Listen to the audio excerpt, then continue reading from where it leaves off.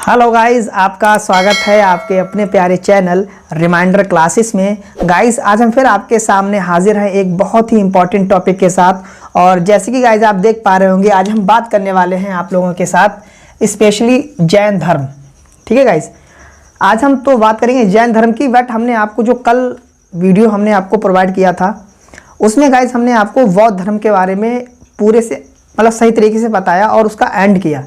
हमने आपको बताया कि बौद्ध धर्म किस तरीके से गौतम बुद्ध की मृत्यु के बाद, यानी कि उनकी डेथ के बाद, उनके निधन के बाद क्या हुआ, बौद्ध धर्म कैसे दो पार्ट में डिवाइड हुआ और उसमें कौन कौन सी बौद्ध संगति हुई और कितनी बौद्ध संगति हुई, कहाँ पर हुई, किस राजा के शासनकाल में हुई और उसका अध्यक्ष क्या था, कौन थे और उसका निष्कर्ष क्या निकला उस बौद्ध संगति या बौद्ध सभा का। तो गाइज ये हमने आपको बहुत अच्छे सारी चीज़ें बताई। फिर हमने आपको बौद्ध साहित्य के बारे में बताई, यानी कि हमने आपको बहुत अच्छे से दो वीडियो में हमने बौद्ध धर्म को फिनिश किया है। बट आज हम बात करने वाले हैं जैन धर्म। अच्छा, जैन धर्म कैसे बना ये हमने आपको पिछली वीडियो में बताया भी था, बट एक बार हम फिर रिकॉल करते हैं कि ये कैसे बना। ये असल में बनने का रीज़न था कि भाई जब उत्तर वैदिक जो काल था, यानी वैदिक सभ्यता का जो उत्तर वैदिक काल था, उसमें जो धर्म में जो आडंबर बहुत बन गए थे, कर्मकांड हो रहे थे ना, और यज्ञ हो रहे थे और पशुओं की बलि हो रही थी। तो उससे लोग, एक समाज जो है वो नाराज़ हुआ, अलग थलग हुआ और फिर एक दो समाज बने, आस्तिक और नास्तिक। तो जो नास्तिक वाले जो नास्तिक धर्म के लोग थे, यानी कि जो ईश्वर में मान्यता नहीं रखते थे, एक जो थे आस्तिक जो ईश्वर को मानते थे। तो नास्तिक जो समाज लोग थे, यानी नास्तिक जो धर्म था, उसमें दो धर्म स्पेशली बने, एक बौद्ध धर्म और एक जैन धर्म। तो हमने बौद्ध धर्म के बारे में आपको बता दिया बहुत अच्छे से, जितना उनका था वो हमने आपको टॉपिक वाइज बहुत अच्छे से बताया उसमें। ठीक है, अब हम दूसरा जो उसका धर्म बचा है, यानी कि नास्तिक का, तो बचा है जैन धर्म। तो आज हम उसकी बात करेंगे और हम आज आपको जैन धर्म की स्टार्टिंग जो कैसे हुई वो बताएंगे। फिर हम उसने मतलब इस धर्म को किसने जो है स्टार्ट किया, इस्टेब्लिश किया। फिर हम बताएंगे कि इसका असल में देखें जो वास्तविक रियल फाउंडर कौन है, उसकी भी हम बात करेंगे, और जो स्थापना करने वाला है वो कौन, उसकी भी बात करेंगे। तो गाइज आते हैं अपने लोग एक अच्छे से वीडियो शुरुआत करते हैं और समझते हैं टॉपिक को। ठीक है, तो जैन धर्म की हम बात करेंगे।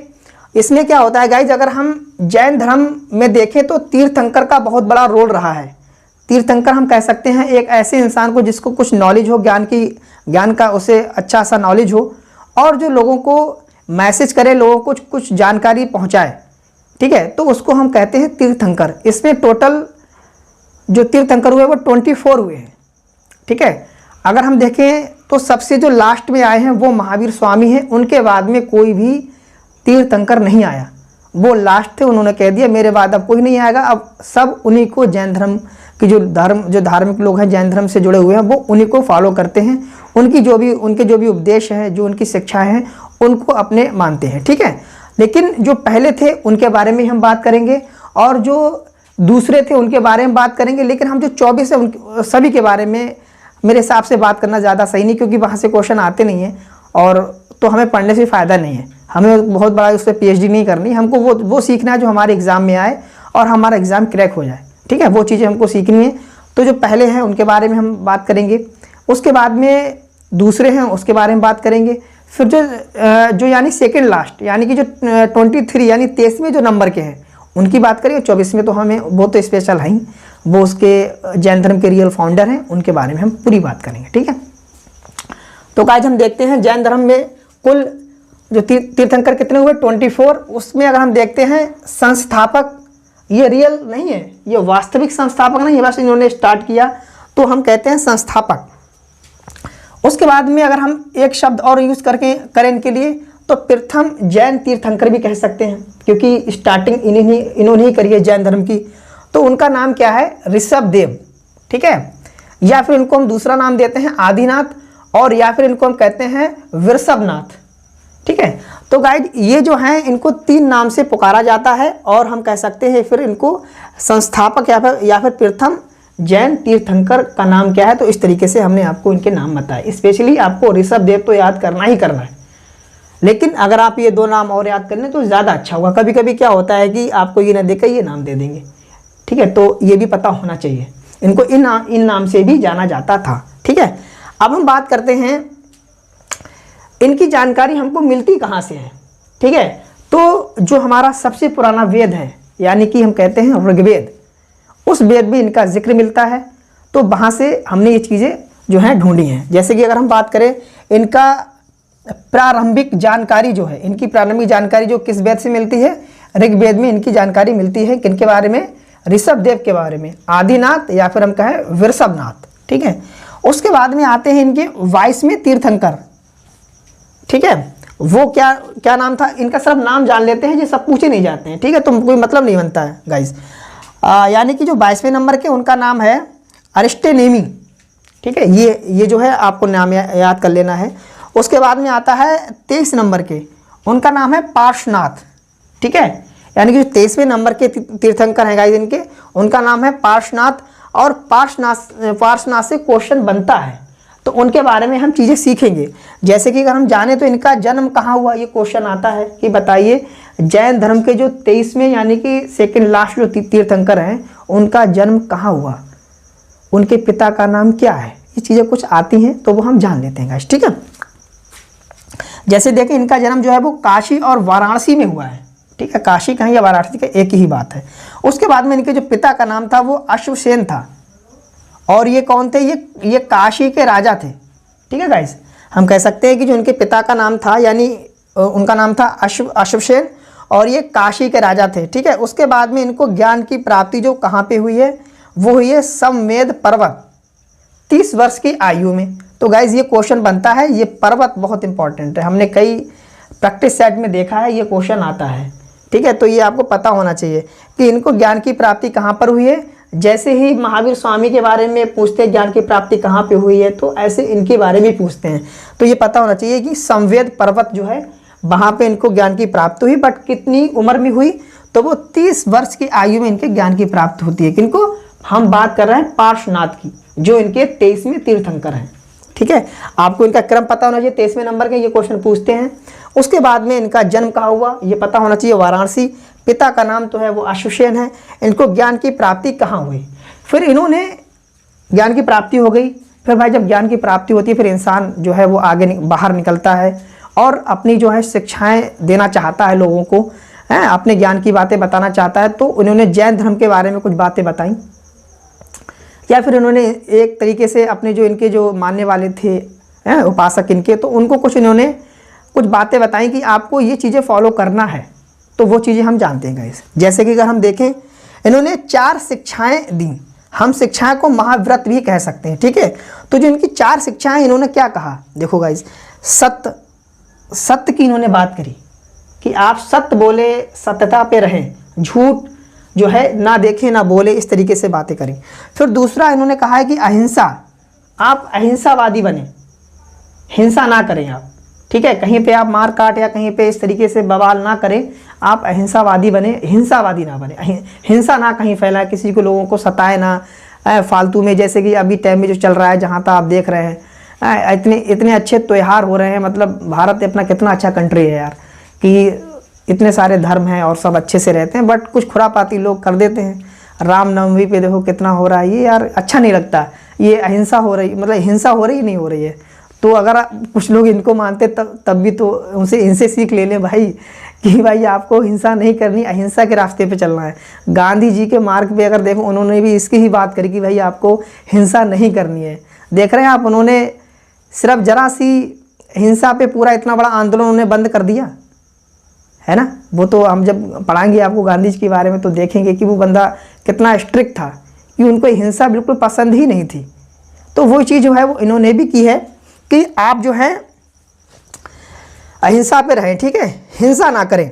उसके बाद में बात आई कि इन्होंने कहा है अस्त्य, ये अस्त्य इन्होंने एक जो है शिक्षा दी। फिर एक अच्छा, उसके बाद में और इन्होंने जो चौथी शिक्षा दी है उसका नाम है अपरिग्रह।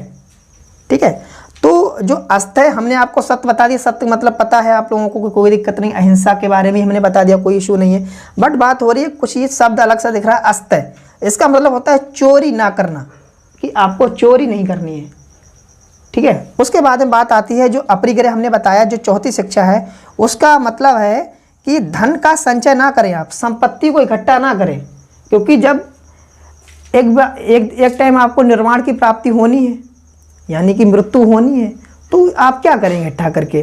तो वो इन्होंने बताया कि आप जब तक रहें बस शुद्ध रहें, शाकाहारी रहें, मतलब एक सही तरीके से रहें, ज़्यादा जो है हिंसा ना करें, चोरी ना करें, सत्य बोलें। तो ये चीज़ इन्होंने बताई, ठीक है। उसके बाद में कि आप जो है फिर धन का भी संचय ना करें ज़्यादा, अपरिग्रह इन्होंने बोला, अस्त्य बोला, चोरी ना करें, ठीक है। तो ये इनकी 4 शिक्षाएं आपको पता होना चाहिए। क्वेश्चन आता है कि बताइए जो पहली, टोटल तो इसमें 5 शिक्षाएं हैं, यानी कि 5 महाव्रत हैं। जो 5वां है वो है ब्रह्मचार्य, ठीक है। वो किसने ऐड किया इसमें, वो महावीर स्वामी जी ने करा है, ठीक है। चार तो इन्होंने कर दिए, पार्श्वनाथ ने बता दिए भाई कि ये है। आपको जो है क्या करना है, सत्य की राह पे रहना है, अहिंसा वादी होना है, उसके बाद में अस्त्य और अपरिग्रह, 4 इन्होंने शिक्षा दे दी, यानी कि 4 महाव्रत भी कह सकते हैं इनको हम। जो 5वां ऐड हुआ है वो हुआ है ब्रह्मचार्य, जो महावीर स्वामी जी ने ऐड किया, ठीक है। तो ये स्पेशल पूछता है कि बताइए जो शुरुआत के जो 4 हैं महाव्रत या शिक्षाएं, इनके बारे में किसने बताया था, किस नंबर के तीर्थंकर ने बताया, या फिर उनका नाम पूछ लेंगे आपसे। 4 ऑप्शन दिए रहेंगे, महावीर रहेंगे, ये रहेंगे और भी रहेंगे। तो इस तरीके से ये पता होना चाहिए, स्पेशली 4। और जो 5वीं है वो भी पता होना चाहिए, 5वीं किसने ऐड करी है। वो 5वीं जो ऐड करी है वो हमने आपको बताया महावीर स्वामी ने, ठीक है। इस तरीके से अच्छे से लर्न करना है गाइस, ठीक है। फिर ये हमने देखो आगे लिखा भी है कि 5वां जो महाव्रत है वो ब्रह्मचार्य है, और किसने इसको ऐड किया है, वो महावीर स्वामी जी ने ऐड करा है। कुल इसमें जो महाव्रत थे, यानी कुल शिक्षाएं जो थी वो कितनी थी, 5 थी गाइस, ठीक है। ये बहुत अच्छे से पता होना चाहिए। फिर उसमें 2 सिद्धांत की बात करेगी, जैसे हमने आपको बताया था बौद्ध धर्म पढ़ाते टाइम कि जो शून्यवाद का सिद्धांत है वो किसमें बात करेगी, बौद्ध धर्म में बात करेगी शून्यवाद का सिद्धांत। ये क्वेश्चन बनता है, बट ऐसे इसमें 2 सिद्धांत हैं। तो ये सिद्धांत जो है वो जैन धर्म से संबंधित, तो ये पता होना चाहिए। नंबर जो हमारा पहला अगर हम बात करें, ये स्यादवाद का सिद्धांत है। उसके बाद में अनेकांतवाद का सिद्धांत है। गाइस आप समझने वाली बात है, ये 2 सिद्धांत आपको बहुत अच्छे से याद करना है, एक स्यादवाद, दूसरा है अनेकांतवाद का सिद्धांत। ये 2 सिद्धांत किस धर्म से संबंधित है, ये जैन धर्म से संबंधित है। उसके बाद में एक चीज़ और भी है, यापनीय संप्रदाय होता है, ठीक है। ये क्वेश्चन बनता है गाइस, इसलिए हमने आपको लिख दिया है। यापनीय संप्रदाय किस धर्म से संबंधित था, तो ये आपको ऑप्शन मिल जाएगा, जैन धर्म, बौद्ध धर्म, वैष्णव धर्म या और भी धर्म मिल जाएंगे। तो ये पता होना चाहिए किससे संबंधित है, जैन धर्म से संबंधित है, ठीक है। क्या, यापनीय संप्रदाय गाइस, ठीक है। अब हम बात करने वाले हैं जो इस धर्म के जो मेन फाउंडर हैं, यानी कि रियल फाउंडर हैं, उनकी हम बात करेंगे, वास्तविक संस्थापक हैं, महावीर स्वामी जी की हम बात करेंगे गाइस। देखते हैं इनका क्या था कि भाई ये 24वें तीर्थंकर थे, पहली बात तो ये पता होना चाहिए बहुत अच्छे से। उसके बाद में बात हमें पता होना चाहिए इनका जन्म जो है वो कब हुआ और कहाँ हुआ। तो इनका जन्म जो है वो 540 BC में हुआ, यानी कि 540 ईसा पूर्व में हुआ, और कुंडग्राम जो है वो वैशाली में है, तो वहाँ पर इनका जन्म हुआ, ठीक है। ये पता होना चाहिए। इनके जो बचपन का नाम जो था वो क्या है, वर्धमान। हमने आपको बताया था कि गौतम बुद्ध जी के बचपन का नाम क्या था, सिद्धार्थ, और वो इनके पिता का नाम है। हालांकि नाम सेम है लेकिन इंसान सेम नहीं है, ठीक है। तो वो आप ना समझे, बस ये है कि नाम थोड़ा मिलता जुलता है। तो ये पता होना चाहिए इनके बचपन का नाम है वर्धमान। अगर आप चाहें तो करेक्ट भी कर सकते हैं गाइज, जैसे इनके बचपन का नाम वर्धमान था, उनके बचपन का नाम सिद्धार्थ था। अब हम बात करें कि भाई इन्हें जो है वो जैन धर्म का वास्तविक संस्थापक कहा जाता है, किनको, महावीर स्वामी जी को, ठीक है। उसके बाद में बात होती है कि इनकी मृत्यु कब हो जाती है। इनकी जो मृत्यु होती है वो 468 ईसा पूर्व में होती है, और कहाँ पे होती है, पावापुरी में। ये कहाँ पे है, ये राजगृह में है गाइज। ये कहाँ है, राजगृह है। थोड़ा अगर नहीं दिख रहा हो, थोड़ा सा आप हम जो बोल रहे हैं उस पर आप ध्यान दें, हमारी बोली पे ध्यान दें, है ना, ठीक है। फिलहाल कोई बात नहीं है। यानी कि हम बात कर रहे हैं मृत्यु इनकी कहाँ पे, मतलब कब हुई है, 468 ईसा पूर्व में, और कहाँ पे हुई, पावापुरी। पावापुरी कहाँ है, राजगृह में। इनका जन्म कहाँ हुआ, यानी कि कहाँ पे हुआ, कुंडग्राम। कहाँ पे, ये कहाँ पे पड़ती है, वैशाली में, ठीक है। तो ये गाइस आपको पता होना चाहिए। अच्छा, इनकी मृत्यु कितनी एज में हुई है, 72 वर्ष की आयु में इनकी जो है इनका निधन हो जाता है। ऐसे अगर हम बात करें बौद्ध धर्म के जो हमारे गौतम बुद्ध थे, उनका जो इनकी मृत्यु होती है वो 80 वर्ष की आयु में होती है, ठीक है। फिर इनके पिता का जो नाम था वो क्या था, सिद्धार्थ। देखो है ये गौतम बुद्ध के बचपन का नाम है सिद्धार्थ। चलो कोई नहीं, फिलहाल हमें थोड़ा सा जो है कनेक्ट कर लेना है। यानी कि इनके पिता का नाम था सिद्धार्थ, और ये कैसे थे, ये ज्ञात्रिक कुल के जो थे प्रधान थे। ज्ञात्रिक कुल जो था यानी कुंड ग्राम में ही एक ज्ञात्रिक कुल था, उसके ये क्या थे, प्रधान थे इनके पिताजी, उनका नाम क्या था, सिद्धार्थ। फिर हम बात करें इनकी माता का नाम क्या था, इनकी माता का नाम था त्रिशला। और ये कौन थी, ये चेटक की बहन थी। और चेटक कौन था, ये लिच्छवी का राजा था, है ना, तो ये पता होना चाहिए। यानी कि इनकी माता का नाम क्या था, त्रिशला। ऐसे ही उनकी माता का नाम क्या था, महामाया, है ना। उनके पिता का नाम क्या था, शुद्धोधन। तो यहाँ पर क्या है, इनके पिता का नाम सिद्धार्थ है। वो उनके जो पिता थे वो शाक कुल से थे, है ना। इनके पिता किससे हैं, ज्ञात्री कुल से हैं। उनकी जो माता थी वो किससे थी, महामाया, कोलीय वंश से, है ना। लेकिन यहाँ पे क्या है, इनकी जो माता जो है वो त्रिशला है, बट वो क्या है, वो चेटक की बहन है। और जो चेटक है वो लिच्छवी का राजा है। तो इस तरीके से गाइस पता होना चाहिए। फिर बात आती है कि इनकी पत्नी, अब देखो पत्नी में नाम थोड़ा मिलता जुलता है। उनकी पत्नी का नाम क्या था, यशोधरा। और इनकी पत्नी का नाम क्या है, यशोदा। तो थोड़ा सा अंतर है ये गाइज, आप बार बार पढ़ेंगे तो आपको जो है लर्न हो जाएगा। बट थोड़ा सा आप इमेज ही बना सकते हैं, जैसे कि हम आपको बताएं तो ट्रिक जैसे हमने याद किया है वो हम बताएं, क्योंकि भाई हमारे अंदर जो नॉलेज है वो हम आपको शेयर कर रहे हैं। जैसे कि हमने देखा कि भाई जो बुद्ध एक छोटा सा नाम है बुद्ध, लेकिन यशोधरा बड़ा सा नाम है।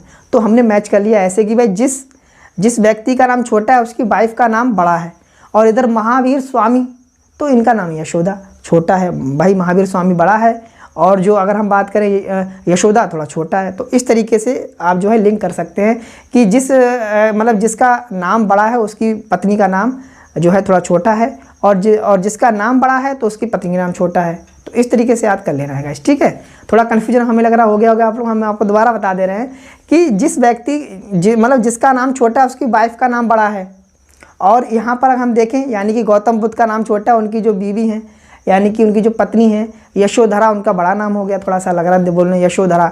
अब इधर महावीर स्वामी है, इनका बड़ा नाम है, तो इनकी पत्नी जो है उनका नाम छोटा है, यशोदा। तो इस तरीके से लिंक कर लेंगे, ठीक है। अच्छा, अब बात आती है कि भाई इनकी पुत्री का क्या नाम है, इनकी एक ही पुत्री थी, उनका नाम है प्रियदर्शनी। जैसे उनका लड़का था राहुल, उन्होंने कहा जैसे राहुल का जैसे जन्म हुआ तो उन्होंने अपने बच्चे का नाम राहुल रखा, तो उन्होंने कहा कि हम एक और बंधन में बंध गए। इस तरीके से आपने देखा होगा गाइस, ठीक है। चलो, तो वहाँ पे उनका लड़का था राहुल, यहाँ पे इनकी लड़की है, इनका नाम क्या है लड़की का, प्रियदर्शनी, ठीक है। फिर बात आती है कि भाई अब गृह त्याग की बात है कि भाई इन्होंने की भाई अब इन्होंने शादी कर ली, इनके भी एक बच्चा हो गया, उनका ऐसे ही उधर भी हुआ कि राहुल का जैसे जन्म होता है कुछ समय बाद वो घर को जो है त्याग कर देते हैं, ऐसे ही इनका भी है। घर इन्होंने त्याग किया 30 वर्ष की आयु में। उन्होंने कितनी वर्ष की आयु में करा, 29, यानी कि 29 वर्ष की आयु में उन्हें गृह त्याग किया था, किसने, गौतम बुद्ध जी ने। और इन्होंने करा है 30 वर्ष की आयु में। अच्छा, इनको जो ज्ञान की प्राप्ति होती है वो एक ग्राम है जिसको हम कहते हैं जाम्बिक ग्राम, ठीक है। ये गाइज आपको बहुत अच्छे से पता होना चाहिए। जाम्बिक ग्राम में इनको जो है वो ज्ञान की प्राप्ति होती है। उसके बाद में जो वृक्ष की बात करें, वहाँ पे वृक्ष था पीपल का, यहाँ पे वृक्ष है शाल का, यानी कि शाल का वृक्ष है, ठीक है। उसके बाद में वहाँ पर जो नदी थी वो नदी कौन सी थी बताओ। और यहाँ पे नदी देखो दूसरी है, यहाँ पे नदी कौन सी है, ऋजुपालिका नदी, ठीक है। यानी कि यहाँ पे नदी कौन सी है, जो आप हमें कमेंट में गाइस जो है आप लिखेंगे कि उनको जो किस नदी के मतलब नदी किनारे ज्ञान की प्राप्ति हुई। और इनको तो हमने आपको बता दिया कि ऋजुपालिका नदी के हमने आपको कल बताया था कहाँ पे कैसे क्या उनको जो है ज्ञान की प्राप्ति हुई।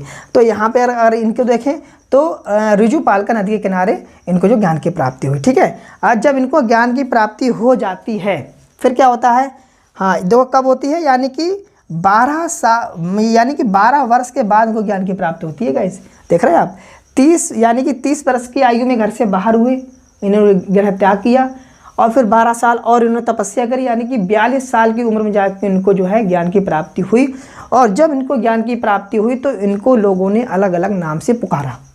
जैसे गौतम बुद्ध को अलग अलग नाम से पुकारा, है ना, बुद्ध कहा, बोधिसत्व कहा, उसके बाद में क्या कहा बताइए।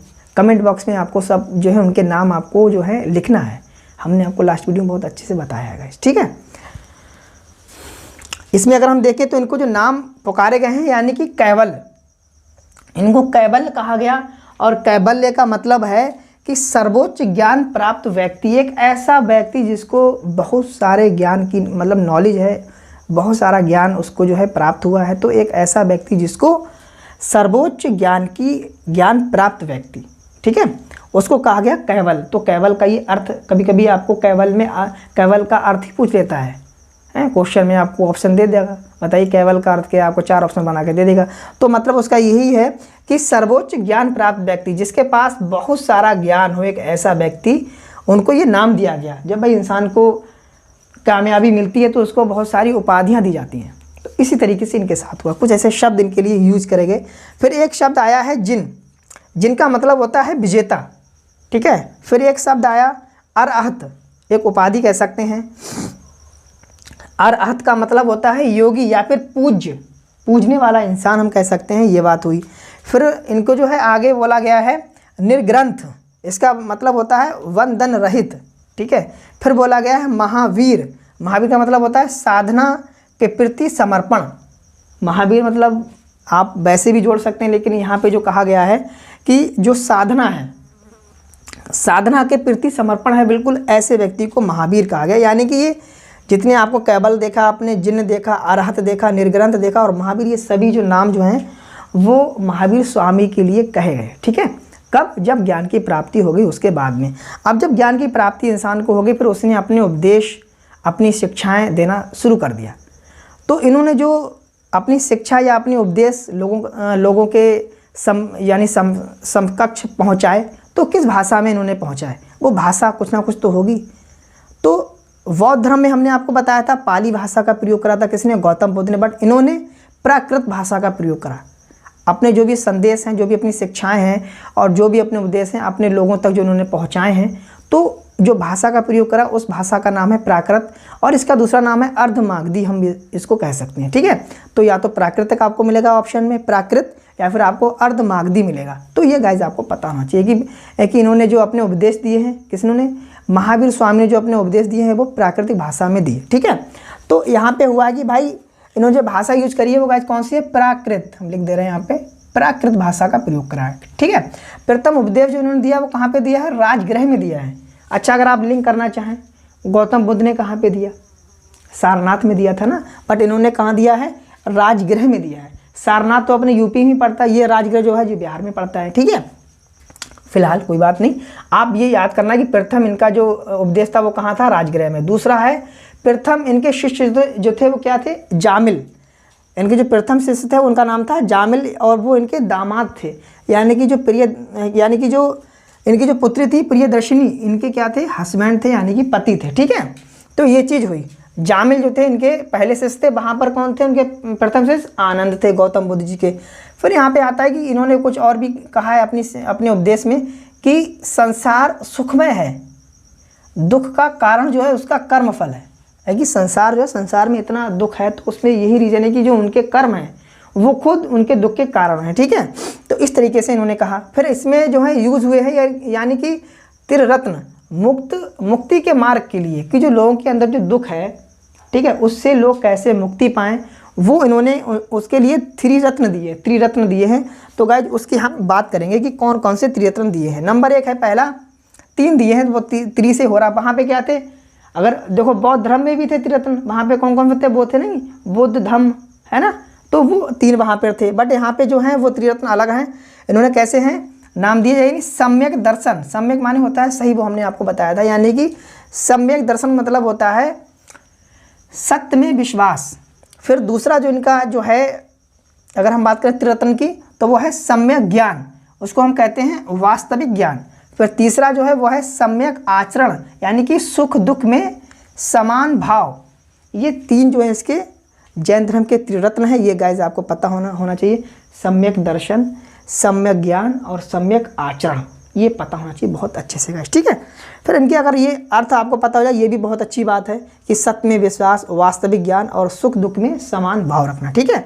तो ये गाइज हो गए इनके त्रिरत्न जैन धर्म के। अब हम बात करते हैं कि जो 5 इन्होंने शिक्षाएं दी, 5 महाव्रत दिए, उनमें से सबसे अच्छा इंपॉर्टेंट कौन सा बताया गया? सबसे महत्वपूर्ण कौन सा जो है महाव्रत या शिक्षा बताई गई है? वो है अपना सबसे अच्छा जो है वो अहिंसा है, कि आप हिंसा ना करें, आप अहिंसा की रास्ते पे चलें, तो आपको एक मोक्ष की प्राप्ति होगी, बहुत अच्छे से आपका जो है सब कुछ रहेगा, ठीक है।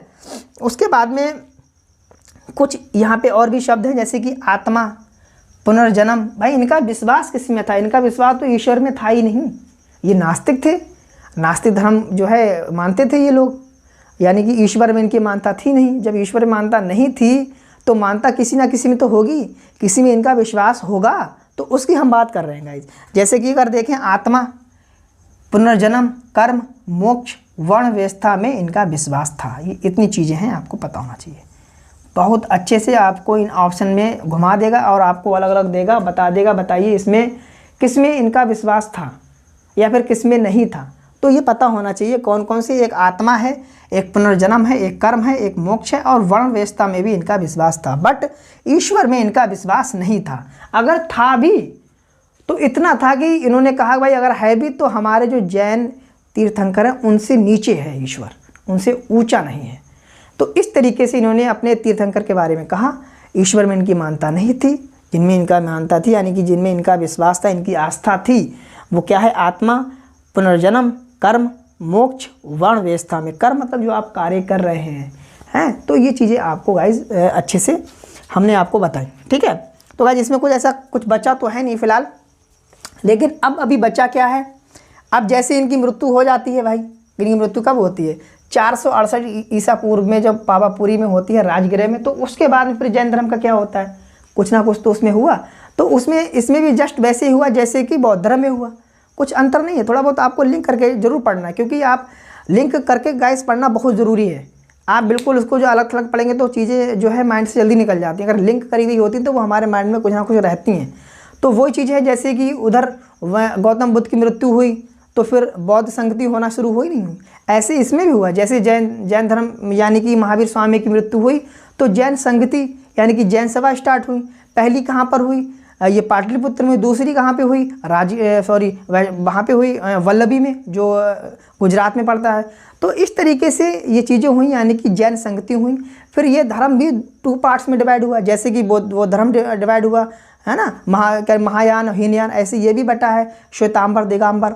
तो हम आपको फिर हमने जैसे उसमें साहित्य की बात करी, ऐसे इसमें भी साहित्य है।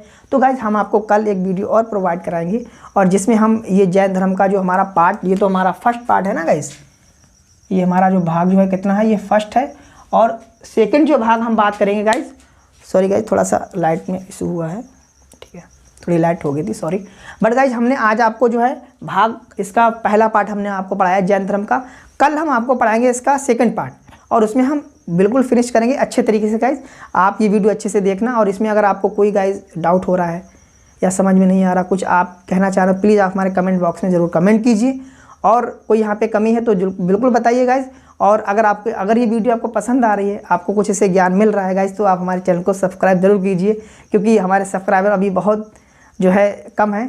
और देखो गाइज ये ज़रूर है कि हमारा चैनल छोटा ज़रूर है, हमारे चैनल में अभी सब्सक्राइबर नहीं है, छोटा है, बट हम मेरा जो हौसला कम नहीं है। हम आपको ज्ञान जितना हमारे पास होगा, हम जितना कर पा रहे हैं, ज़्यादा से ज़्यादा हम अच्छा आपको कंटेंट देने की कोशिश कर रहे हैं, जिससे कि आपको लाभ हो, आपके पेपर में जो है क्वेश्चन मिले यहाँ से। और हमारा टारगेट जो हमने आपको बताया था, अभी वीडियो री एग्ज़ाम की भी डेट आ गई है, आई नहीं फिलहाल, जहाँ तक चांस है तो जून में होना है, जून मिड में यानी 17-18 में जो है पेपर आपका हो जाएगा। उसके बाद में अगर हम बात करें UPPCS का पेपर होना है 14 मई को, वो भी हम टारगेट कर रहे हैं, हम उसके संबंधित क्वेश्चन ला रहे हैं कि भाई क्वेश्चन बाहर ना निकले। तो गाइज अगर आपको ये सब पसंद आ रहा है तो आप हमारे चैनल को सब्सक्राइब जरूर कीजिए और अपने फ्रेंड्स में इसको शेयर कीजिए, ठीक है। फिर मिलते हैं कल नेक्स्ट वीडियो में। Okay bye, thank you so much.